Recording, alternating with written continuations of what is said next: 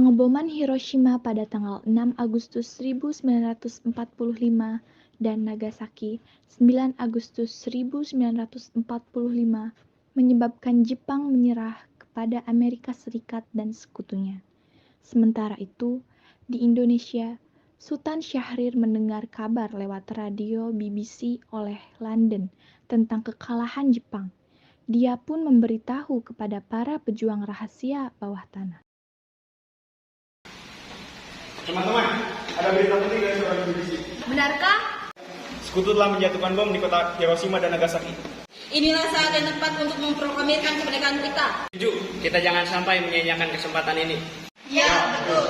Pada tanggal 9 Agustus 1945, memanggil Soekarno, Muhammad Hatta, dan Rajiman Weddiodiningrat untuk pergi ke Dalat, timur laut Saigon, Vietnam. Setelah itu, pada tanggal 12 Agustus 1945, tiba di rumah Jenderal Terauchi. Atas nama Jepang, kami akan segera memerdekakan Indonesia. Sesuai janji perdamaian Menteri Kunai Kikaisyo. Dengan cara apa Jepang dapat memerdekakan Indonesia? Itu tergantung dari kinerja PPKI. Saya setuju. Ya, kita harus segera mungkin untuk kemerdekaan Indonesia. Oke, kami akan diskusikan. Arigatou gozaimasu. Kemudian, Soekarno, Muhammad Hatta, dan Rajiman Weddiodiningrat pulang kembali ke Jakarta pada tanggal 14 Agustus 1945. Para pemuda yang diwakili oleh Sultan Syahrir segera menemui Bung Karno dan Bung Hatta di Jalan Pegangsaan Timur nomor 56, Jakarta. Bung Karno, kita harus segera memproklamasikan kemerdekaan Indonesia secepat mungkin. Karena Jepang telah kalah melawan sekutu. Apakah berita kekalahan itu sudah terbukti secara bulat? Saya sendiri yang mendengar berita tersebut dari saluran radio BBC. Pasti berita itu tidak salah. Dengar Nadir, kita tidak dapat memproklamasikan Indonesia begitu saja. Karena itu, hal ini akan dibahas dalam rapat PPKI besok, agar semua jelas. Keesokan harinya, pada tanggal 15 Agustus 1945, sekitar pukul 22.00 waktu Indonesia Barat, para pemuda kembali membujuk Bung Karno dan Bung Hatta. Kami para pemuda menyatakan agar proses proklamasi Indonesia harus cepat-cepatnya dilaksanakan, karena kesempatan ini tidak akan pernah terjadi lagi. Pak, lagi pula Jepang sudah dibom oleh Amerika Serikat. Guru Langgarku, saudara boleh membunuh saya sekarang juga. Saya tidak bisa melepas pertanggungjawaban saya sebagai ketua PPKI. Karena itu, saya akan bertanya kepada wakil-wakil PPKI besok. Para pemuda gagal memaksa Soekarno dan golongan tua untuk segera memproklamasikan kemerdekaan. Para pemuda malam itu sekitar pukul 24.00 waktu Indonesia Barat, mereka mengadakan pertemuan di Jalan Cikini 71, Jakarta. Mau dimerdekakan oleh Jepang, toh kita mampu. Akan tetap pada pendirian saya. Kalau pendapat kalian seperti itu, kami akan tetap segera mungkin untuk kemerdekaan Indonesia. Hanya tergantung oleh PPKI buatan Jepang, itu bukanlah jiwa pemuda. Sudah ketetapan ketua, tolong kalian hargai. Kita memang harus merdeka tanpa bantuan PPKI. Hal ini tepat karena kekuasaan sudah kosong. Atas kesepakatan golongan pemuda, Insinyur Soekarno dan Muhammad Hatta diasingkan di Rengas Dengklok. Sodanco Singgih meminjam beberapa perlengkapan dari peta yang dijaga oleh Latif Hendraningrat. Golongan muda menuju kediaman Muhammad Hatta. Assalamualaikum. Waalaikumsalam. Mari Bung Hatta harus ikut kami. Akan dibawa kemana aku ini? Lagi pula, mengapa aku harus pergi? Rengas Dengklok ini sudah menjadi pilihan para pemuda. Lagi pula warga akan menyebut kota. Ayolah Bung, waktumu hampir habis. Rombongan pemuda juga menculik Soekarno. Soekarno bersedia ikut dengan rombongan pemuda ke Rengas Dengklok jika anak dan istrinya diajak pula. Harus ikut kami ke Rengas Dengklok. Kapan aku ikut dengan kalian? Ini sudah jadi kesepakatan para pemuda, Bung. Kami akan membawa Anda dan Bung Hatta ke Rengas Dengklok. Bu, pemuda-pemuda ini akan membawaku ke Rengas Dengklok. untuk menjauhkan Bung Hatta dan Bung Karno dari pengaruh Jepang, Bu. Lalu bagaimana denganku dan Guntur? Apakah kalian akan meninggalkan kami? Benar, aku tidak mau berpisah dengan istri dan anakku. Jika kalian membawaku, kalian juga harus membawa mereka. Baiklah, Bung. Kami akan membawa anak dan istri Anda, tetapi kita harus berangkat sekarang. Baiklah. Pagi hari, tanggal 16 Agustus 1945, rombongan Soekarno sampai di Rengas Dengklok. Mereka diterima oleh Sodanco, Subeno, dan Afan, yang ditempatkan di rumah Ki Song yang simpati pada perjuangan bangsa Indonesia. Kalian harus jaga mereka, jangan sampai lolos. Baiklah, serahkan kepada kami. Ya betul, demi segera mungkin kemerdekaan Indonesia, kita akan lakukan apapun. Melihat tanda-tanda bahwa Soekarno bersedia memproklamasikan kemerdekaan Indonesia, maka sekitar pukul 10 waktu Indonesia Barat, bendera merah putih dikibarkan di halaman Kawedanan Rengas Dengklok. Sementara itu, di Jakarta, para anggota PPKI yang diundang rapat tanggal 16 Agustus memenuhi undangannya dan berkumpul di Gedung Pejambon II. Akan tetapi, Soekarno, Hatta tidak ada. Apakah kamu tahu keberadaan Soekarno dan Bung Hatta? Saya tidak tahu, Bu. Katakanlah kepadaku, di mana mereka sekarang, dan aku akan menjamin keselamatan mereka ketika kembali ke Jakarta. Karena Anda bersumpah untuk itu, Mr. Sudarjo bisa percaya padamu, nak. Ya, pasti aku selamatkan mereka. Baiklah, kami akan menunjukkan tempatnya di Rengas Dengklok. Silahkan Anda ikut Yusuf Kunto untuk bertemu dengan seorang Hatta. Hei, nak, tolong antarkan kami ke Rengas Dengklok. Baik, kalau begitu naiklah. Ahmad Subarjo tiba di Rengas Dengklok pukul 17.30 waktu Indonesia Barat. Pemuda Indonesia, tolong serahkan Bung Karno dan Bung Hatta. Tidak akan. Begini saja, saya menjamin nyawa ini bahwa proklamasi kemerdekaan Indonesia bisa dilaksanakan pada tanggal 17 Agustus 1945 sebelum pukul 12 siang. Baiklah, ucapanmu akan dipegang. Rombongan tiba di Jakarta pukul 23.30 waktu Jawa dan kembali ke rumah masing-masing. Alhamdulillah, besok adalah hari kemerdekaan bagi bangsa Indonesia, Bu. Betul, Pak. Untuk upacara bendera nanti, apakah sudah ada bendera Jepang? Sangat, Bapak sampai lupa. Kalau begitu, Ibu tolong kaitkan bendera Indonesia. Tapi Pak, hanya ada kain merah dan putih saja, apa tidak apa-apa? Tidak apa-apa, yang penting kita sudah berusaha. Kemudian, rombongan lalu menuju ke rumah Laksamana Maeda, karena keselamatan mereka di sana terjamin. Sebelum mulai merumuskan naskah proklamasi, Soekarno Hatta menemui Mayor Jenderal Nishimura. Mereka ditemani Laksamana Maeda, Shigetada Nishijima, dan Tomegoro Yoshizuma, serta Miyoshi sebagai penerjemah. Nishimura, apakah Anda mau membantu kami dalam memproklamasikan Indonesia? Tidak bisa. Tolonglah kami ingin merdeka. Ya, tolonglah bangsa Indonesia. Karena kami belum tentu bisa memerdekakan Indonesia. Ya, bantulah bangsa Indonesia, karena Jepang telah memberikan janji. Tidak bisa. Dengan menyerahnya Jepang kepada sekutu, maka tentara Jepang tidak boleh merubah status politik Indonesia.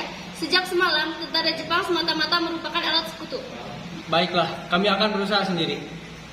Hai, sayonara. Rombongan Soekarno segera kembali ke rumah Laksamana Maeda di Jalan Imam Bonjol nomor 1. Apakah kau bersedia merumuskan kemerdekaan di rumahmu? Ya, saya bersedia, Bung. Di tempat itulah pemimpin bangsa Indonesia berunding dan merumuskan naskah teks proklamasi kemerdekaan Indonesia. Peristiwa itu berlangsung tanpa Laksamana Maeda, tetapi Miyoshi sebagai kepercayaan Nishimura bersama Soekarni, Wahidin Sudiro, Ki Hajar Dewantara, Abi Kusno, dan BM Diah menyaksikan Soekarno, Hatta, dan Ahmad Subarjo membahas proklamasi. Baiklah, kita mulai. Saya bertugas sebagai pencatat.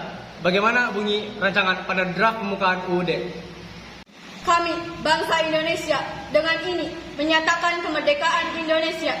Saya mempunyai usulan pada paragraf 2 yaitu hal-hal yang mengenai perpindahan kekuasaan dan lain-lain diselenggarakan dengan cara seksama dalam tempo yang sesingkat-singkatnya. 17.8.45 Wakil-wakil bangsa Indonesia. Pukul 4 dini hari pada tanggal 17 Agustus 1945 telah disepakati bahwa yang menandatangani hanya 2 orang saja, yaitu Soekarno dan Muhammad Hatta. Kembali, silakan tulis naskah ini.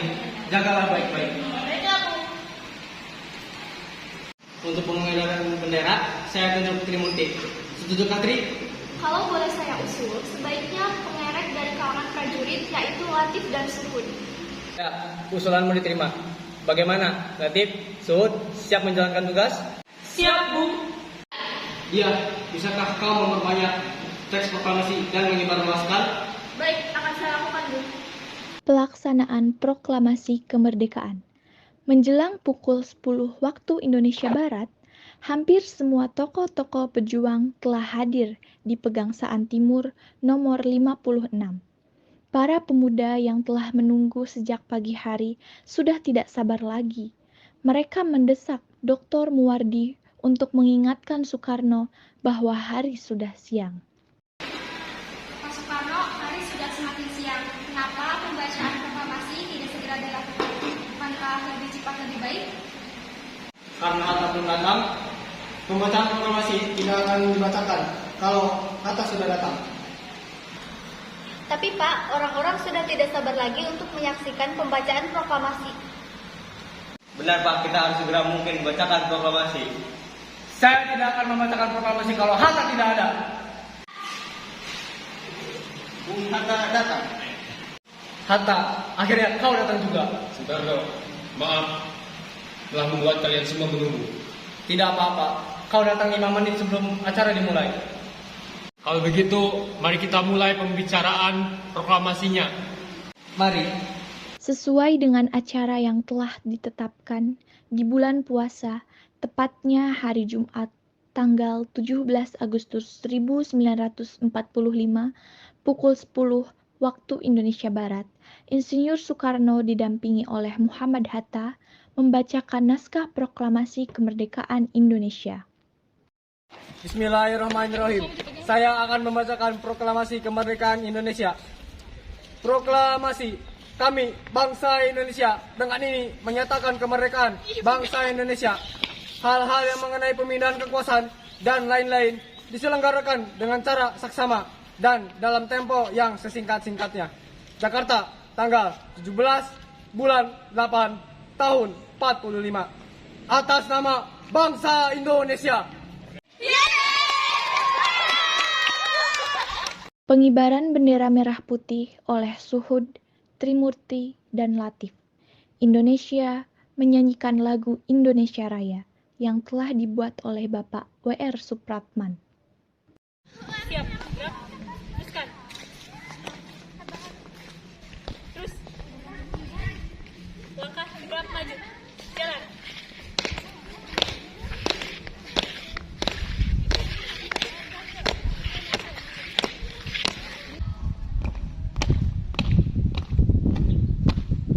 Berhenti. Gerak.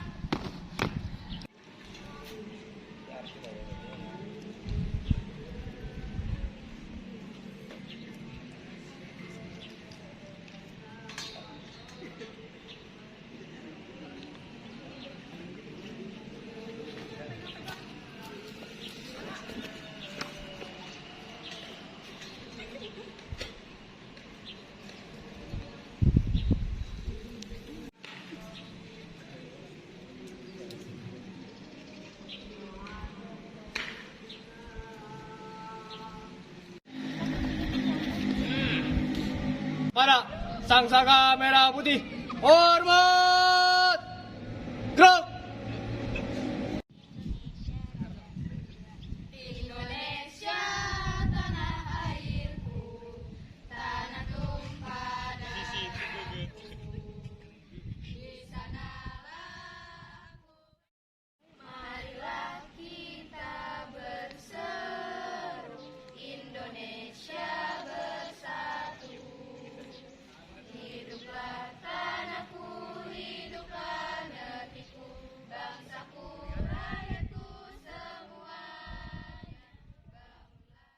Insinyur Soekarno bertukar posisi dengan Pak Suwiryo.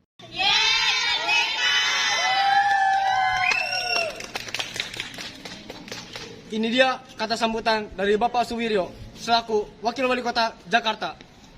Assalamualaikum warahmatullahi wabarakatuh dan selamat siang. Kata sambutan saya ingin sekedar berterima kasih kepada Bung Karno dan Bung Hatta karena sudah bersusah payah untuk sampai sejauh ini. Dan juga ucapan terima kasih kepada para pemuda yang sangat berantusias untuk segera merdeka. Terima kasih banyak untuk kalian semua, rakyat Indonesia merdeka. Proklamasi kemerdekaan tanggal 17 Agustus 1945 merupakan puncak perjuangan bangsa Indonesia. Dengan kemerdekaan, berarti bangsa Indonesia sudah mendapatkan kebebasan, bebas dari segala bentuk penindasan dan penguasaan bangsa lain, dan bebas menentukan nasib sendiri. Kemerdekaan adalah jembatan emas menuju masyarakat adil dan makmur. Para pejuang akan muncul tantangan baru untuk mempertahankan dan mengisi kemerdekaan berbagai kegiatan pembangunan. Setelah selesai upacara, Sayuti Melik membuang naskah asli yang merupakan konsep awal.